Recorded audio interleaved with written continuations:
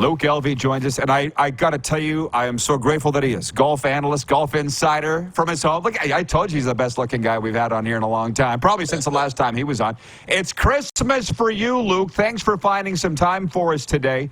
How are things going so far, day one of the Masters, aside from the delay?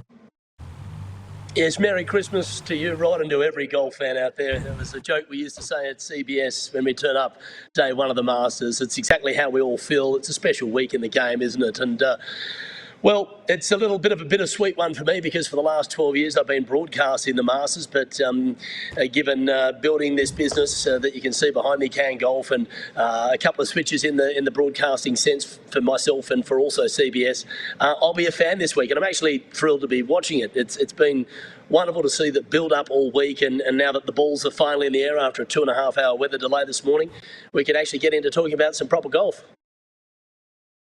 Yeah, well, and what is the story? I just feel like this live thing, from what I've read, because I'm not a golf guy, you know that. I'm going to follow it, but I'm not into it like you guys. That seems to be the cloud still over this thing, unless I've misread it. It is, but the players have moved on. It's still more the media that's desperate to talk about it rather than the players, but there is this major situation that the PGA Tour and the Saudis, Yasser Al Rumayyan, the head of the Saudi PIF, the Public Investment Fund, which is the fund that has funded Live Golf, they are yet to do their deal, and they said that they would try to get the deal done in good faith by the end of last year. Just about 4 weeks out from that, they delayed it to the start of the Masters. Here we are at the start of the Masters. No deal is done. Now, Yasser has been meeting with the PGA Tour board members, including most recently straight after the Players' Championship, which I'm told he delivered the line to Tiger Woods and a few of those board members, Live will outlive me. It's not going anywhere. So if you want to play with us, we're here to do a deal. If you want us to go away, it's not. Wow. Well, that's why we have you on, for stories like that. That's something. So, Live aside, you mentioned Tiger. Is he the next biggest story of many, I would think, this week? Well, everyone's excited to see Tiger back. He's the greatest player that's ever lived, certainly in my opinion and in most people's opinion. He was certainly the most dominant player of all time.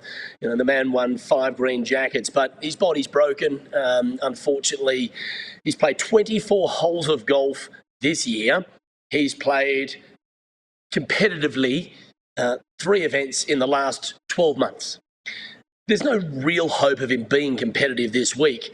It's more the chance just to see the great man go round again. Now, could he have a great round, or could he have 2 good rounds and make the cut? Yes, he could, but the reality is he's not going to be competing for the green jacket on Sunday. That miracle already happened. It was back in 2019 when he was one of the top players in the world again. He'd come off the victory just up the road in Atlanta at the Tour Championship, the season ending before. So, look, Tiger's here. People are excited to talk about him.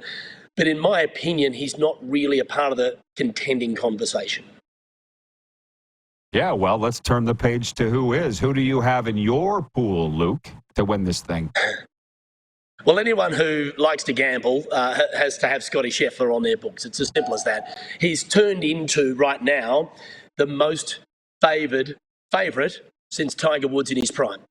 He was at 4-1 to win this Masters. And the reason for that, he's won 2 events in the last 3 starts. He was runner-up in the other. He looks breathtakingly in great form. His putting is back to being solid yet unspectacular, which is all he needs because his ball striking so brilliant and his work around the greens. However, he has something hanging over his head as well. It's not poor form or an illness. His wife, Meredith, is due to give birth in the next 2 weeks. And if the baby comes this week, he said, it doesn't matter if I'm leading by 8 shots going to the final round. I'm off to attend the birth of my first child. So Scotty Scheffler's got his priorities right in terms of being an expectant father.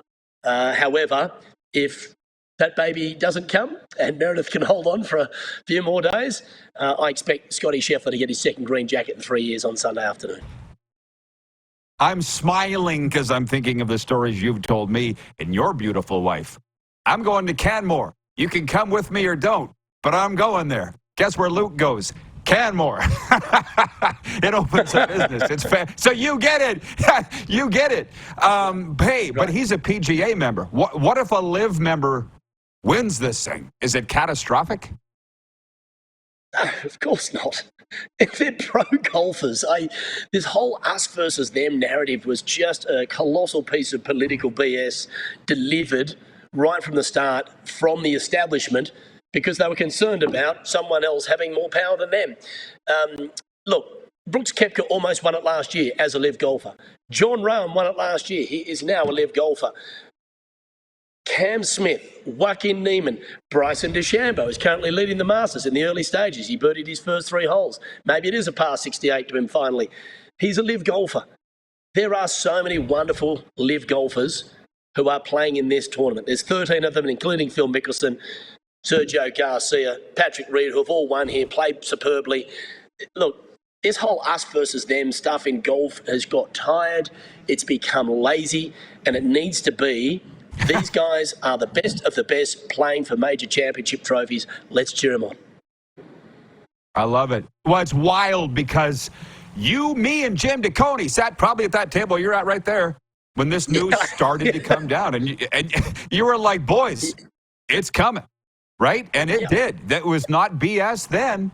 It was not BS then. Okay, we actually have some golfers watching today. They're not watching the Masters. John in Ohm in Winnipeg says, Luke, have you played the Masters course? It's on my bucket list. It should be on your bucket list. It's breathtaking. It's one of the best courses on earth. To answer your question, no, I have not. I have been in the media ballot just twice when I was working for Australian television. I didn't get picked out. That was 2010, 2011. But when you work for CBS, you're not entitled for a tee time or to play because typically those spots go to the sales team or the elite executives of the company. However, I have befriended a few Green Jacket members over the years, and one day I believe that dream will become a reality. But it's a very hard ticket to get a start at Augusta National. But regardless, it's just such a special place to step foot on it. And if any of your viewers are watching going, I've got to get to Augusta National, I've got to finally go to the Masters, just do it at whatever cost. Very rarely in life does something exceed expectations these days, but unbelievably the Masters does. Wonderful, wonderful. Okay, well, tell me about Can Golf before we let you go, man. You're nice enough to come on the first day of Christmas. Tell folks that we have a lot of viewers in southern Alberta, all across Alberta, why they should come to Can Golf if they haven't already. Well, thanks, Rod. Yep, as you can see, we've got a sports bar in the background, some TVs up behind me. We don't open for another hour, so that's why it's dead quiet at the moment. We've got 5 world-class About Golf simulators just behind me as well. It's just a fabulous indoor entertainment facility.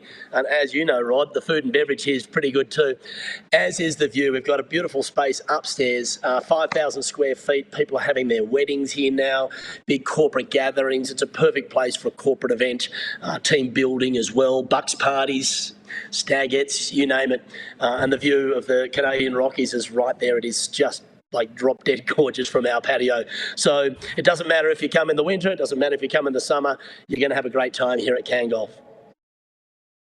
It's an amazing place. Couldn't have been run by a better guy. And by the way, one of the best burgers I've ever had was there at Can Golf. When you remember it this many years later, you know it was good. Luke, enjoy the golf. Thanks for coming on, my friend. I really appreciate it. Always a pleasure, Rod. And we've got our arms wide open to everyone who wants to come and visit us at Can Golf here in Canmore. Enjoy the Masters, guys. There you go. They're open. They're open. We'll stop in next time we're in Canmore. Luke Elvy, golf analyst, with a wonderful update of Augusta.